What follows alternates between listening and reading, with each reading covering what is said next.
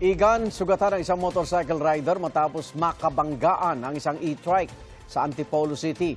Ang rider, nadiskubring suspect sa ilang insidente ng pagnanakaw ng motorsiklo. May unang balita si EJ Gomez. Humandusay sa kalsada ang sugatang lalaking yan matapos maaksidente sakay ng motorsiklo sa bahagi ng Marcos Highway sa Barangay Santa Cruz, Antipolo City, Biyernes ng umaga. Nagtamo siya ng mga bali sa tuhod at binti nang makabanggaan ng isang e-trike ayon sa barangay. Isinugod siya sa ospital at kinailangang operahan. Napag-alaman kalaunan na ang sugatang rider, sospek sa isang insidente ng pagnanakaw ng motorsiklo sa Barangay San Jose noong July 3 ayon sa otoridad. Bali, nasa loob po ng garahe po mismo yung motor. Doon po nila kinuha po yung motor po. Umaga na po namin napansin na wala na po yung motor. Mayroon kaming mga CCTV kung saan unang nakita yung motor, pero may nakakita rin na kapitbahay di umano na doon sa pinagdalhan ng motor na binabaklas na yung mga body parts ng motor.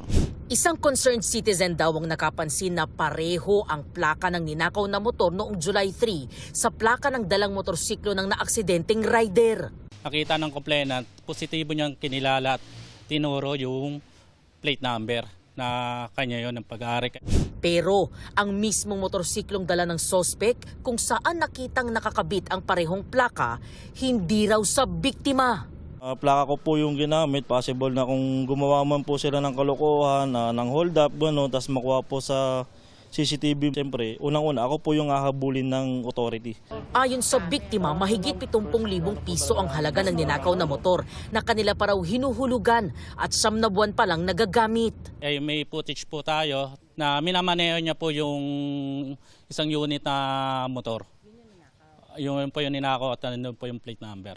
Pero po nung kinausap po namin siya sa hospital, sa orthopedic, ang sabi niya po ay nabili niya lang daw po ito sa kanyang kakilala ng 4,500. Tinatanggi niya po na ninakaw niya to.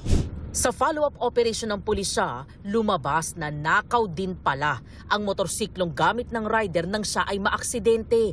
Nagpapagaling pa sa ospital ang 22 anyos na rider na sasampahan ng reklamong theft at reklamong paglabag sa Republic Act 10883 o New Anti-Carnapping Act of 2016. Nangako raw ang kaanak ng sospek na ibabalik ang unang ninakaw na motorsiklo sa Huwebes base sa kasunduan nila sa biktima at pulisya. Ayon sa barangay, umamin kalaunan ng sospek na ang ninakaw niyang motorsiklo ay ibinenta niya sa isang buyer sa Boso-Boso. Itong unang balita. EJ Gomez, GMA News.